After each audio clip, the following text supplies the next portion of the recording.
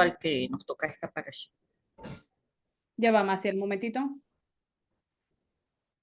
Activa tu micrófono.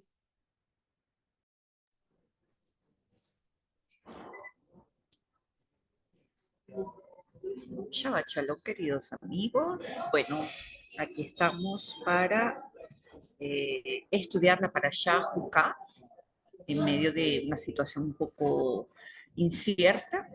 Gracias por haberse conectado antes. Eh, y bueno, vamos de una vez a comenzar. La parashá Juká comienza así. Y le dijo el Eterno a Moisés y a Aarón: he aquí el estatuto que dispone el Eterno. Di a los hijos de Israel que traigan una vaca rojiza sin mácula alguna y sobre la cual no se haya puesto yugo. Cat quiere decir ley. Escucho un ruido de fondo, por favor. Uca quiere decir ley. A partir de Rosh Hashanah entramos en la preparación biológica de Rosh Hashanah. Dani, tengo un sonido de fondo. Pero no es de nadie más, Maciel. Acá todos están silenciados. Okay. El ruido viene de afuera. Okay.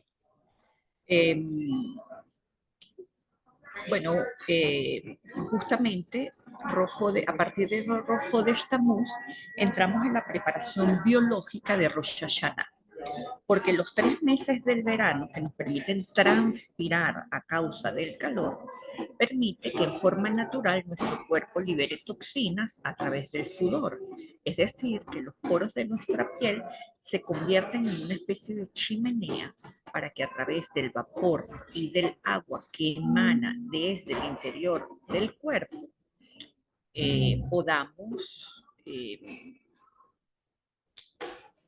liberar las toxinas físicas y metafísicas con el objetivo de ampliar nuestra conciencia o de despertar nuevos niveles de conciencia que son necesarios para Rosh Hashanah. Entonces, Rosh Hashanah nos llega en el otoño y todo el mes de Tishrei, que es un tiempo de elevación de nuestro espíritu,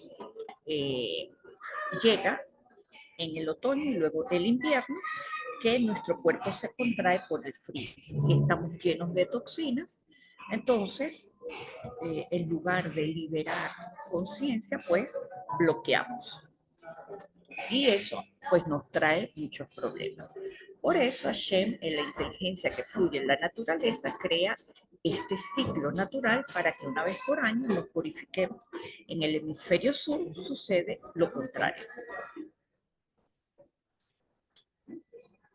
Entonces, en el hemisferio sur, este es un momento de invierno en el que ya la purificación se hizo y en este momento se contrae el cuerpo para llegar a Rosh Hashanah, pues ya con un proceso hecho.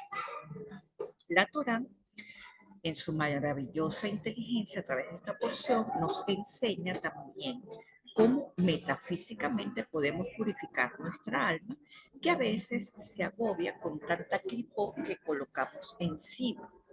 Esta porción se trata del sacrificio de la vaca roja, la pará adumá. Dicen los Tanaim que hasta ahora han existido 9 vacas rojas desde que se reveló la Torá y que la 10ª completará el ciclo de redención del hombre, pues nacerá con la llegada del Mashiach. Ya hay experimentos genéticos en Estados Unidos tratando de crear una vaca roja, pero esto no es tomado en serio porque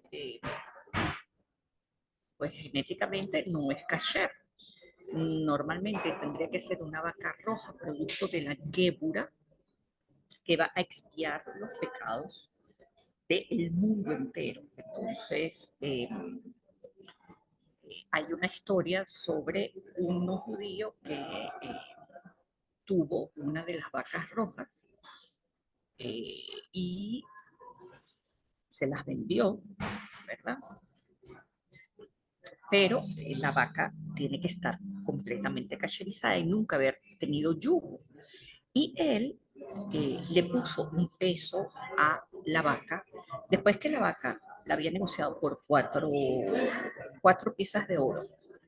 Eh, la renegoció y llegó a cobrar 1000 piezas de oro, y de todas maneras le quiso hacer una trampa a los judíos y eh, pues no se salió con la suya, porque cuando una vaca aporta peso, los ojos se disocian y hay unos pelos que se levantan. Entonces, los Tanaín tienen manera como identificar cuando la vaca está cacherizada. Y el tipo, por antisemita, perdió esa oportunidad. Entonces, bueno, lo cierto es que tendríamos que preguntarnos si esto es literal o es metafórico. Debemos saber que ni Salomón, que era el hombre más sabio del mundo, reveló el significado de la vaca roja, no porque no lo sabía, sino porque está en la ley no revelar la comprensión. La comprensión de esta mitzvah está velada. Eh, y por alguna razón a nuestra generación se nos ha abierto un poco más la comprensión de lo que se trata.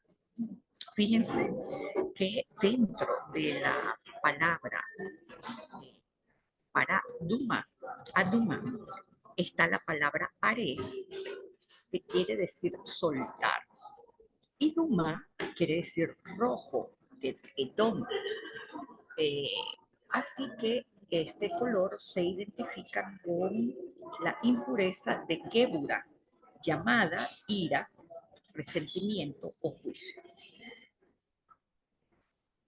Por lo tanto, el sacrificio de la vaca roja se trata de soltar nuestra rabia, que nos poluciona la vida y nos aniquila el autoestima. Y aunque es un huk es un precepto no velado, veremos cómo el resto de la porción nos hace entender lo que el secreto o lo que este secreto significa. Ahora es muy interesante porque este precepto, que es un huk, eh, nos dice algo. Fíjense que la vaca roja es la mamá del becerro, lo cual evoca a el pecado del becerro de oro. Así que este precepto fue velado para evitar que todo el tiempo se nos esté recordando el becerro de oro, porque cuando estás culpabilizándote por un error y lo estás recordando todo el tiempo, es como si lo estuvieras cometiendo permanentemente. Es decir, cuando nosotros recordamos un error y nos atormentamos por ese error, es como si constantemente estuviéramos cayendo en él completamente y lo estuviéramos repitiendo todo el tiempo. Entonces, este secreto no se devela para evitar que se nos esté recordando todo el tiempo el pecado del becerro de oro. Fíjense que la mayoría de la gente no evoca a la vaca roja como el becerro de oro.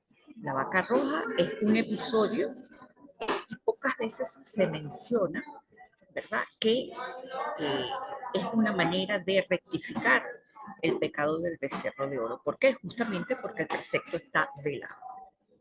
Entonces, esto nos enseña que tenemos que ser clemente con nosotros mismos cuando cometemos errores, porque realmente lo que estamos haciendo es incurrir nuevamente, cuando lo traemos a nuestra conciencia, estamos incurriendo nuevamente en esa situación.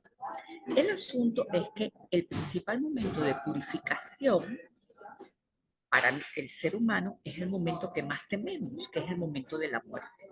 De allí se dice que Moshe llegó hasta la puerta número 49 de sabiduría y solo antes de morir abrió la puerta 50, porque es el momento más importante de purificación de nuestro cuerpo. Como saben, justamente en esta porción aparece la muerte de Miriam y de Aarón, y vamos a ver cómo la Torá va a describir sobre todo la muerte de Aarón. Vamos a ver en Bamidbar 20, del 26 al 29. Dice así: despoja a Aarón de sus vestiduras y vístelas a su hijo Eleazar. Esta es una orden que Dios le está dando a Moshe, debido a que golpearon la roca en lugar de hablar. Allí Aarón será reunido con los muertos. Moisés hizo como Hashem le había ordenado y subieron al monte Or a la vista de toda la humanidad. Este monte está en Cisjordania y allí está la tumba de Aarón actualmente. Moisés despojó a Aarón de sus vestiduras y se las puso a su hijo Eleazar. Y Aarón murió allí en la cumbre de la montaña. Cuando Moisés y Eleazar bajaron de la montaña, toda la comunidad supo que Aarón había exhalado su último suspiro. Toda la casa de Israel lloró a Aarón durante 30 días. Ellos se dieron cuenta que había sido su responsabilidad la muerte de Aarón. Ahora, sobre esto tenemos varios comentarios, pero antes quiero destacar que la muerte de Aarón causó un revuelo que hizo cambiar a la gente, y esto se ve a partir de esta parashá, es decir, de esta parashá en adelante hubo como un cambio de conciencia en el pueblo, y lo vamos a ir viendo a partir de el momento en el que esta gente pasa esta parashá. Rabenu Baya dice en uno de sus comentarios que Moisés recuperó lo que le había dado a Aarón, es decir, las vestiduras. Como sabemos, por Levítico 8:7, Moisés fue el que vistió a Aarón. Y luego Dios recuperó lo que le había dado a Aarón, es decir, su alma. Moisés le ordenó a Aarón que entrara en una cueva en esa montaña y Aarón entró. Vio que había una cama preparada con sábanas limpias y que una luz ardía a su lado. Moisés le dijo a Aarón que se acostara en la cama y Aarón obedeció. Luego le dijo que extendiera sus manos y Aarón lo hizo. Le dijo que cerrara la boca y Aarón lo hizo. Luego le dijo a Aarón que cerrara los ojos. Aarón obedeció. En ese momento, Moisés sintió deseos de morir de la misma manera en que vio morir a su hermano. Los sabios en Torat Juanim explican que algunos eventos milagrosos tuvieron lugar con las vestimentas sacerdotales de Aarón. En circunstancias normales, las prendas exteriores siguen siendo prendas exteriores y la ropa interior sigue siendo la ropa interior. En cambio, en esta oportunidad, Moisés desvistió a Aarón en el mismo orden en el que lo había vestido originalmente, de una manera milagrosa para mostrar el honor de Dios a Aarón en la muerte, incluso más que durante su vida. Según la interpretación midrashica de nuestros rabinos, ocurrieron milagros diversos en relación con estas vestimentas. Dijeron: ¿cómo pudo Moisés despojar a Aarón de sus vestiduras en el orden que le correspondía? ¿No están las de arriba siempre arriba y las de abajo siempre debajo? Pero Dios hizo obras milagrosas por Aarón en el momento de su muerte, incluso más que durante su vida. Así, Moisés puso a Aarón sobre la roca y lo despojó de las vestiduras sacerdotales, y las vestiduras celestiales se vistieron debajo de ellas. Es decir, se vistieron sobre Aarón y debajo de las vestiduras sacerdotales, y las vistió sobre Eleazar su hijo. Pero ¿cómo pudo Moisés poner las vestiduras sobre Eleazar en el orden que le correspondía? Es decir, Moisés primero tuvo que sacar las vestiduras exteriores, las de arriba, como ven allí, y luego las vestiduras de abajo. Pero sucedió que hubo como un traspaso en el que las vestiduras celestiales se posicionaron debajo de las vestiduras del sacerdote y salió como todo junto de Aarón y se posicionó sobre el hijo de Aarón, ¿verdad? Fue una especie de milagro en donde el momento de la muerte, nos enseña que Aarón se vistió con unas mortajas celestiales, ¿verdad? Y una vez que esas vestiduras eh, del Coanim, del Cohen, se puso sobre Eleazar, Aarón muere. Ahora, ¿cuáles eran esas vestiduras celestiales? Son las preguntas que tenemos, ¿verdad? Nos dicen los sabios que las nubes de gloria que estaban con el pueblo por el mérito de Aarón lo fueron cubriendo mientras eran despojados de sus vestiduras, de modo de proteger sus desnudez. Estas nubes de gloria no son una cosa que nunca más existieron. Fíjense que hay un fenómeno natural llamado las nubes Manmatus, que no son un tipo de nubes, sino son unas características que aparecen en las nubes y son como bolsas que se semejan a mamas, ¿verdad? En la cara inferior de la nube que parecen colgar de ellas. Y algo así era las nubes de gloria.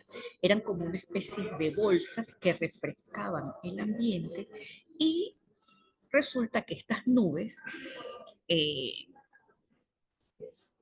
se envolvieron a Aarón y desvistieron al pueblo, ¿verdad? Ahora, ¿cómo se relaciona esto con nosotros? El asunto es que cada vez que nosotros transgredimos eh, nuestra alma, ¿verdad? La esencia de ella, que está hecha a imagen de Dios, queda cubierta como una especie de tiniebla, ¿verdad? Porque recae un juicio sobre nosotros. Y un juicio siempre es un estado de muerte. No es porque Hashem así lo determina, es porque un juicio es una clipa, es una especie de cáscara, ¿verdad? Que va envolviendo al alma y nos separa de ella. La muerte de Aarón es una especie de metáfora de lo que sucede cuando transgredimos al nombre divino y es lo que vamos a entender ahora. Ahora, en Aarón vemos que lo envuelven las nubes de gloria, pero esto es algo metafórico, porque lo que nos quiere enseñar esto es que nuestra luz vital se opaca y tal como sucedió con Aarón, esa luz va apagando dulcemente nuestra alma y hasta que nuestra alma abandona el cuerpo. Entonces es como si lo que sucede en ese momento en el momento de la muerte, es como si una nube se va apoderando del cuerpo y va empujando el alma hacia afuera, ¿verdad? Y hace que el alma abandone el cuerpo. Ahora, eh, ¿qué es lo que sucede? Nuestra conciencia es lo que está hecho a imagen del Creador. Y cuando nosotros nos llenamos de tinieblas, ¿verdad? Nuestra conciencia queda separada de la conciencia del vacuum universal, de la conciencia universal que va alimentando al universo. Entonces, ¿qué sucede? Que hay un síndrome colectivo con cada transgresión que va, vamos a decir, va tomando a nuestra conciencia. Ese síndrome colectivo se llama no me lo merezco. Y eso deforma la manera en la que se expresa nuestra alma. Por eso, nuestra vida está deformada sobre el plan que Hashem tiene para nosotros. Ahora, es muy importante entender que muchas veces las creencias que tenemos no son propias, son creencias que son absorbidas por nosotros y provienen del colectivo. ¿Y saben cómo entran en nosotros? Entran cuando respiramos, mis amigos. Por ejemplo, hay creencias del dinero. Una creencia colectiva es que el dinero vuelve mala a la gente. Una creencia colectiva, el dinero es malo. Una creencia colectiva es, por ejemplo, el judío es egoísta, es pichirre. Esas son creencias colectivas que son absorbidas por nosotros y que, aunque no vengan de una experiencia personal, van bloqueando nuestra conciencia. Entonces, eh, en estos casos, la idiosincrasia es fundamental porque, por ejemplo, en nuestra sociedad occidental, las creencias sobre el dinero que traen mucha escasez en Latinoamérica, están sembradas por el catolicismo patriarcal. En cambio, en los judíos sucede lo contrario. Por ejemplo, ser pobre es un símbolo de alejamiento de la conciencia universal o representa un ticún personal muy fuerte. Pero el dinero es maravilloso para el judío porque es lo que le permitió ser aceptado en un mundo en donde nadie los quería. Así que, no teniendo más que tener habilidades para producir dinero, se hicieron necesarios en un mundo cada vez más capitalista. Entonces, para el judío, el poder económico es igual a una supervivencia y el mundo lo interpreta desde afuera de una manera diferente. Entonces, lo que quiero es que se den cuenta de cómo eh, la manera o el sitio en donde crecimos va marcando una situación colectiva que es preponderante y de la que tenemos que despegarnos. Tenemos que cortar los cordones umbilicales con la conciencia colectiva. Yo les recuerdo que siempre les he dicho que en nuestro cerebro hay un sistema que corrobora lo que está grabado en nuestro sistema de creencias.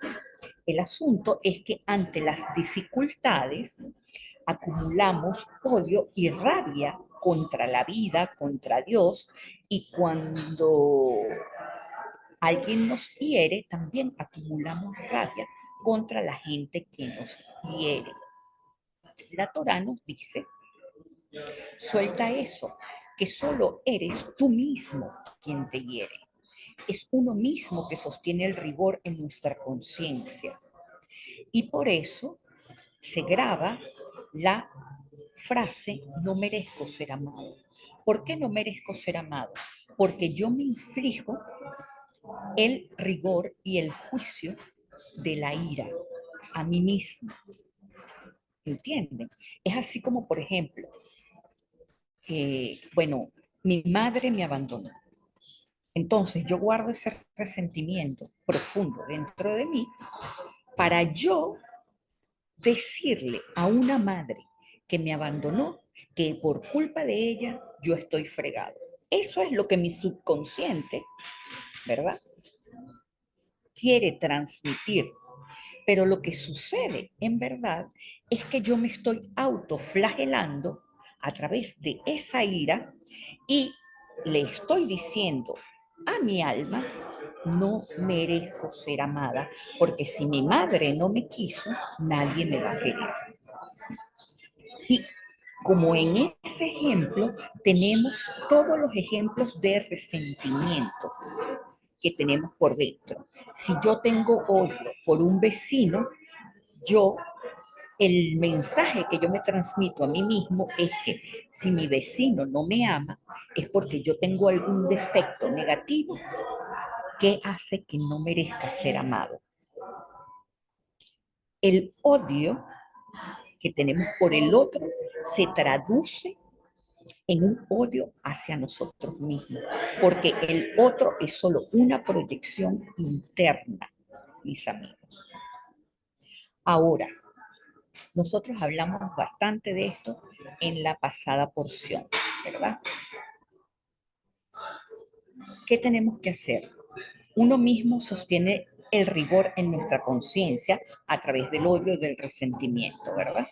Entonces, es importante entender que tenemos que soltar por nuestro propio bien, para poder romper las creencias colectivas. En el momento en que yo me enchufo en las creencias colectivas, yo estoy creando para mí una falta de amor propio, estoy creando una situación para que el otro no me aprecie y no me ame, no me tome en cuenta y para eh, tener dentro de mis propias creencias que no soy suficiente para tener o el trabajo de mis sueños o para que el sustento me llegue a mi vida, porque siempre voy a proyectar el odio que yo tengo por el otro hacia mí mismo. Y eso se va a traducir en una autoflagelación. Eso es importante entenderlo, que el odio hacia el otro no existe. Todo recae sobre mí mismo. Ahora, es importante entender que esta historia, lo que pasa en esta porción, está al final de los 40 años de peregrinación por el desierto. En esta porción muere Miriam. Y dice el Midrash que durante 3 meses después de la muerte de Miriam, el pozo que los seguía en su peregrinación por el desierto produce agua. Pero a los 3 meses se detuvo. Y es así cuando ya están a punto de entrar a la tierra prometida que llega el episodio de la roca. ¿Y qué pasa? La catástrofe. Fíjense en Deuteronomio 22 y 25 nos dice: la comunidad se quedó sin agua y se unieron contra Moisés y Aarón. Vallicalú, en la palabra en amarillo, quiere decir se confabularon, conspiraron contra Moisés y Aarón. Ahora dice, ellos, fíjense lo que les dijo el pueblo a Moisés y Aarón. ¿Por qué nos hiciste salir de Egipto para traernos a este lugar miserable, donde no hay trigo, ni higos, ni viña, ni granados, y donde ni siquiera hay agua para beber? En verde dice Macón Ajará, el lugar del mal. Está hablando del desierto, era el lugar del mal, ¿ok? Entonces, hay un comentario que me gusta mucho de Jitsi Kunin y dice claramente: ¿por qué esta gente no fue castigada por sus habladurías como otras veces? Respuesta: porque ellos tenían razón. Realmente no tenían agua y el agua era indispensable para la vida, en el desierto sobre todo. Realmente en el desierto no había nada. Fíjense que en, vimos en porciones anteriores que cada vez que el pueblo se quejaba, venía un castigo para ellos. Pero en esta oportunidad no. ¿Por qué? Porque era verdad lo que decían. Anteriormente se quejaban sin razón. En esta oportunidad se quejaron con razón. Sin embargo, cuando leemos este episodio, todos experimentamos un sentimiento de impotencia que realmente nos carcome y la incomprensión se apodera de nosotros, porque vemos que Dios castiga a Moisés por haber golpeado la roca. Y Moisés y Aarón resulta que no pueden entrar a la tierra prometida. Ahora, la pregunta es, ¿por qué Moisés y Aarón, que pedían perdón para todo el pueblo, no pidieron perdón para ellos mismos? O sea, el pecado del becerro de oro, que era mucho más grave, fue perdonado.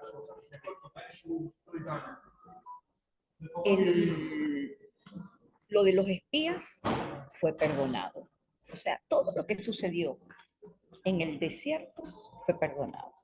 Pero Moisés y Aarón por esto no pidieron perdón. No sale en ninguna parte, ¿verdad?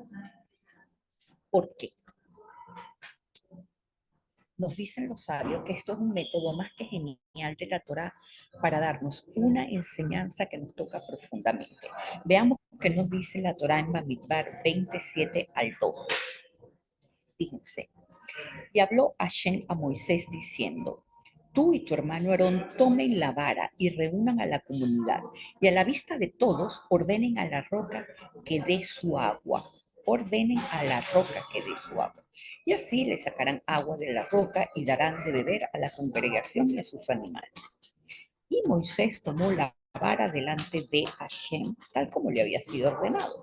Moisés y Aarón reunieron a la congregación delante de la roca y les dijo: oíd, rebeldes, queremos que saquéis agua de esta peña. Y Moisés alzó su mano y golpeó la roca 2 veces con su vara y salió abundante agua y bebió la comunidad y sus bestias.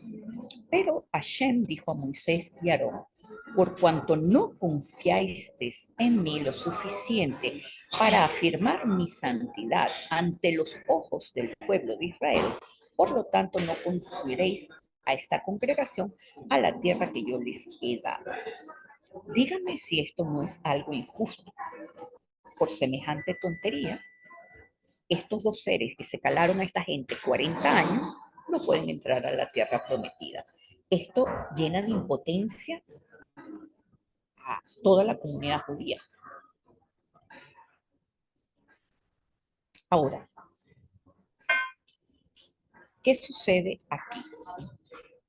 La Torá busca provocarnos este sentimiento al leer esta historia justo en el mes de Tamuz, porque la rabia y la impotencia son experiencias emocionales constantes en el hombre. Son experiencias emocionales eh, eternas, vamos a decir así, en el tiempo de corrección. ¿Ok? Fíjense el contexto de la historia para que podamos entender mejor. Moisés y Aarón estaban de duelo por la muerte de Miriam, que era un pilar indispensable en este pueblo. Ella era la que canalizaba a todas las mujeres. A pesar de eso, el pueblo no lloró a Miriam y en lugar de eso reclamaron que ya no había agua, cosa que era cierto. Pero Moshe, como humano, en su dolor, consideró una afronta la ingratitud de esta gente para con Miriam. Cuando le vienen a reclamar a Moshe por primera vez en 40 años, él pierde la paciencia y los insulta, les dice rebeldes, pero en su corazón él en verdad quería fulminarlos. Este arranque de ira es lo que provocó este segundo decreto de no entrar en la tierra de Israel. Ya había un decreto, si lo recuerdan bien. Es decir, no era necesario este segundo decreto, porque ya se sabía que no iban a entrar. La pregunta es, como les dije, ¿por qué no pidieron perdón? Sin duda Dios los hubiese perdonado, pero ellos no lo hicieron. Miriam ya no estaba. Aarón fue decretada también su muerte. Y Moisés ya no encontró sentido a seguir liderizando este pueblo sin sus 2 hermanos. Entonces él se dijo: yo dejo esto así, para que esto quede como una enseñanza en todos los que han leído la Torá por 3500 años. La ira es un sentimiento que bloquea todos los caminos y que atrae la muerte. Esa es la lección que Moshe quiere dejarnos, por razón por la cual no pidió perdón por su pecado. Ya la semana pasada hablamos de la ira, pues la Torá lo ratifica en esta porción, solo que en esta oportunidad hace referencia a la expresión de la ira. Es decir, Cuando nosotros desenfrenadamente descargamos nuestra ira a través de insultos o palabrotas, la presencia divina se retira. Vean que la Torá dice que Dios le reprochó a Moshe: con tu acción te negaste a afirmar mi santidad ante los ojos del pueblo de Israel. La palabra clave aquí es ojos, que se relaciona con la jochma, es decir, con el principio masculino otorgante. ¿Qué quiere decir esto entonces? Que Moshe se desconectó de la jochma debido a la ira que lo descontroló cuando le dijo a la gente: ustedes son unos rebeldes. Así nos lo dice la Torá, pero quién sabe qué otros insultos le habrá proliferado a esta gente.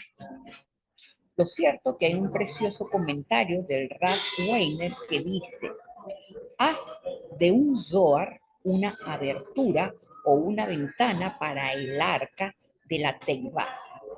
Rashi explica que la palabra zohar es una piedra preciosa. Entonces, esto también nos puede sugerir que la palabra hebrea para arca, teivá, también puede significar una palabra. Por lo tanto, el versículo puede leerse: haz de tus palabras una piedra preciosa. Eso es lo que nos quiere decir la porción. Esto nos enseña que debemos hacer que todas las palabras que decimos brillen con un brillo similar al lustre de una piedra preciosa. En una nota ligeramente diferente, hay un sabio que nos enseña que hacer de un zohar una luz para las palabras, es decir, haz que tus palabras brillen a través de las palabras de la Torá que aprenden los tzadikim. Y esto puede transformar la Sará en un zohar. Sará es la lepra. Y esto lo puede transformar en una joya preciosa. La calamidad y el desastre puede ser transformada en resplandor y luz.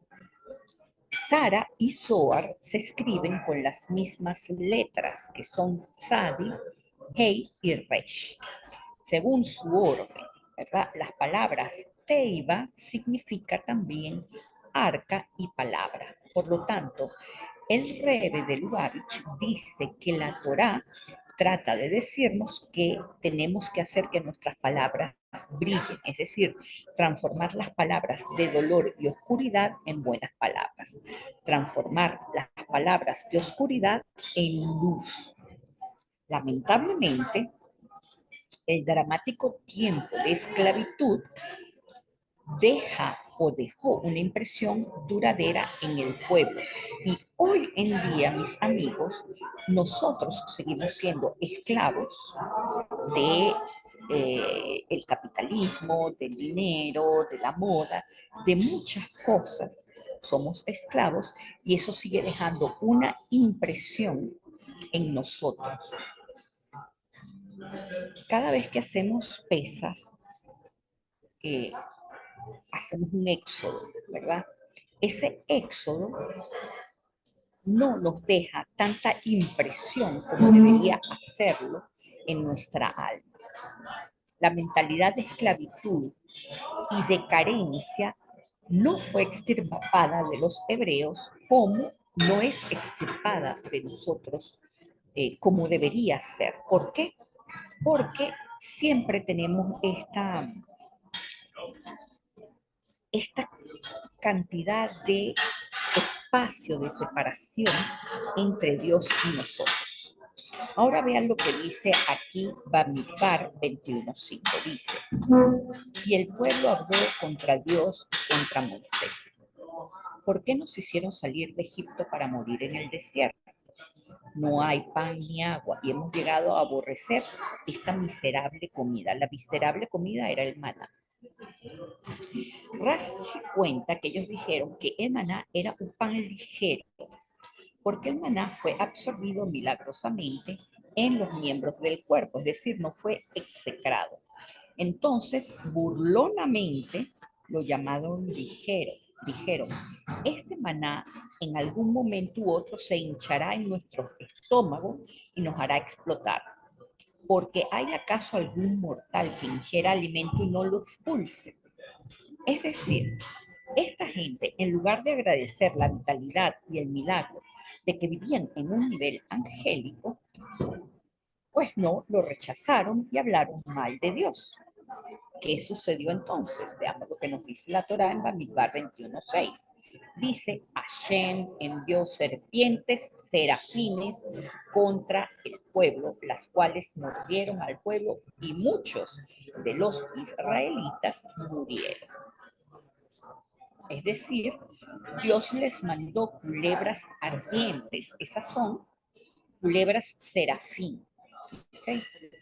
Ahí lo tienen en amarillo. Es decir, el veneno de ellas provocaba fiebre. No solo los mataba, sino que primero tenían una torturosa, tenían dolores, ¿verdad? Tenían una muerte torturosa. Rashi cuenta que Dios dijo que la serpiente fue castigada por declaraciones calumniosas. Es decir, estamos hablando de la serpiente del Génesis, ¿verdad? Ella fue castigada por esas calumnias que hizo. Entonces, esas mismas serpientes que vengan y castiguen a los que proliferen calumnias. Y en ese momento, todos los que fueron mordidos por las serpientes perdieron el gusto del maná, que antes tomaba el gusto de lo que querías saborear. Y a partir de ese momento el maná tuvo un solo sabor. Es decir, la gente que no murió, ¿verdad?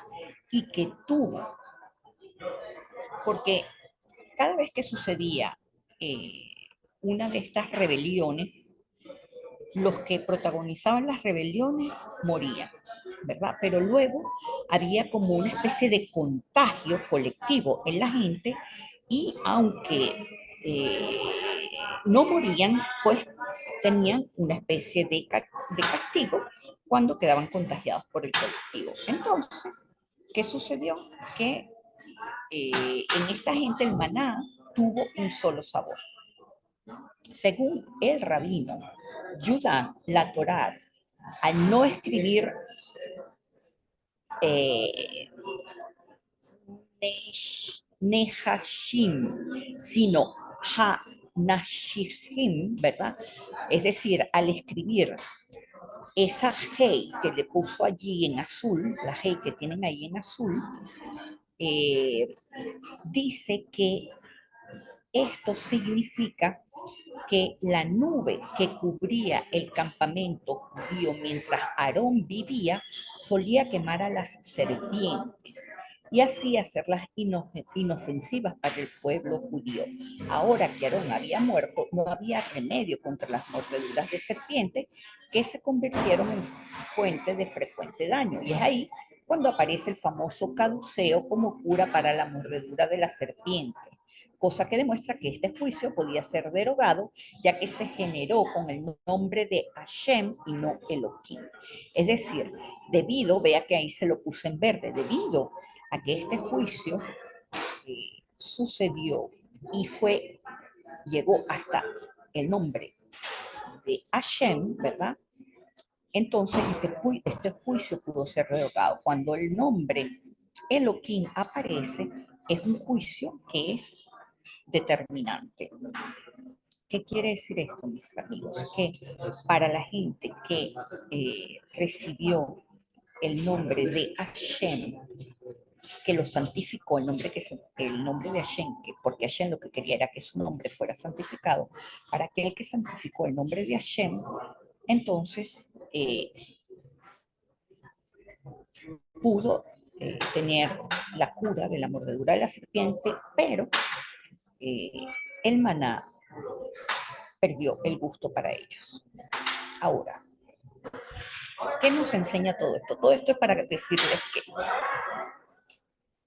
esto nos enseña, mis amigos, que nuestra capacidad de escuchar la voz de Dios es un reflejo de nuestro nivel de deseo por Dios.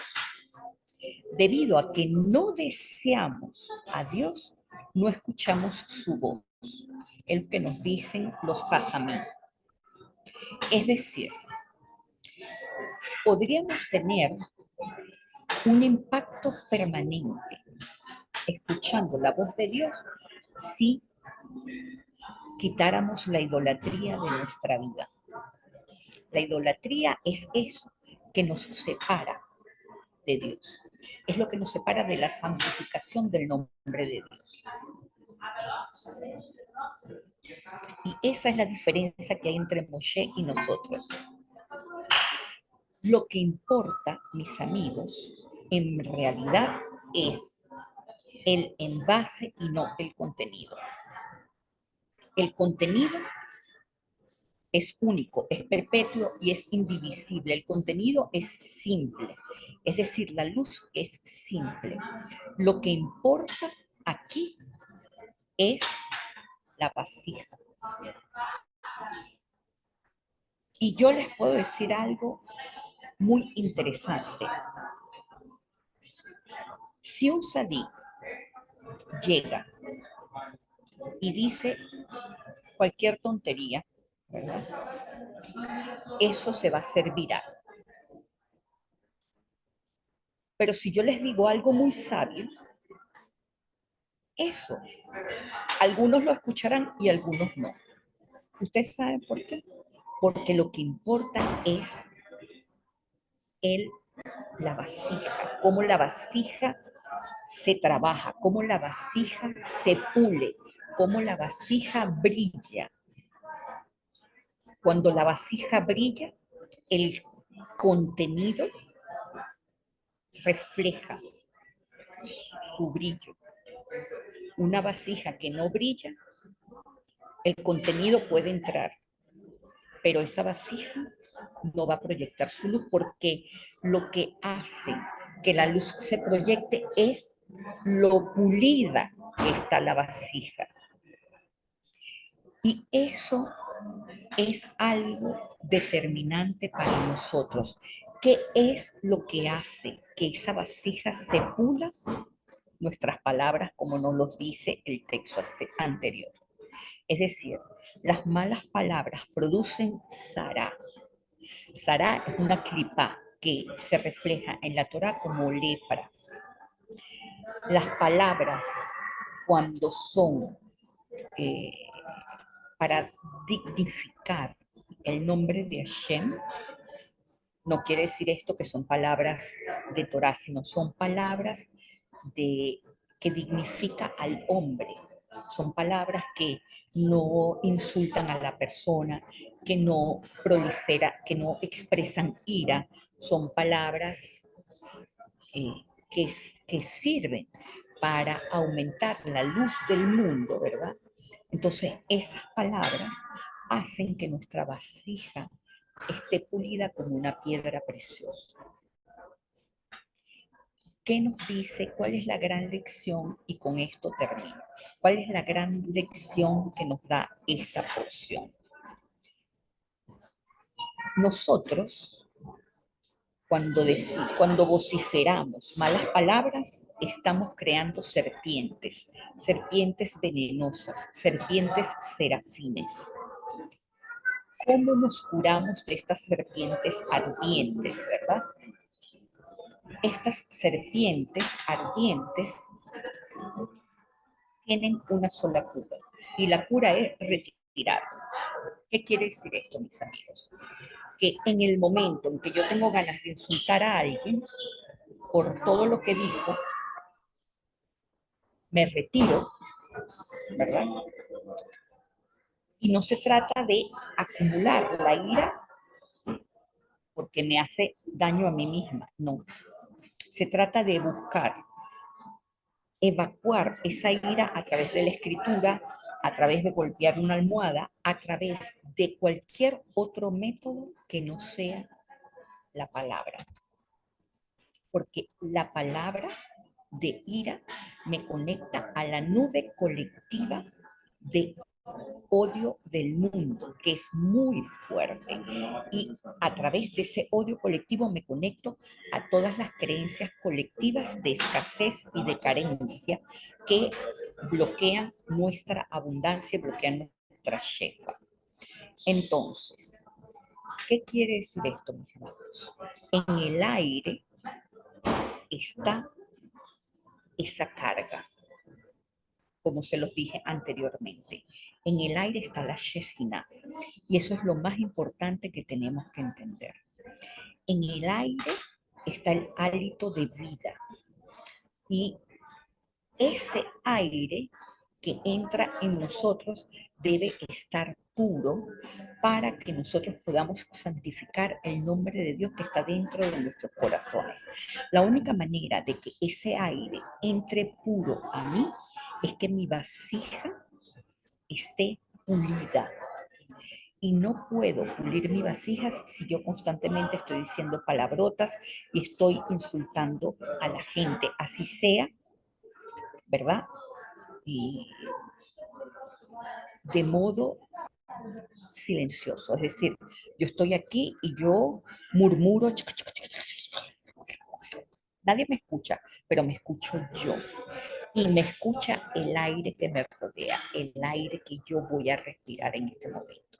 Cuando yo respiro ese aire que yo he contaminado con mis palabras, ese aire que va a entrar en mí entra impuro, ¿verdad?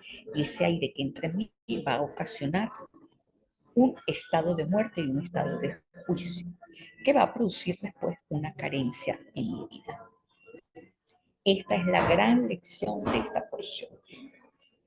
Con esto termino y vamos a las preguntas. Baruch Hashem, hasta ahora todo tranquilo.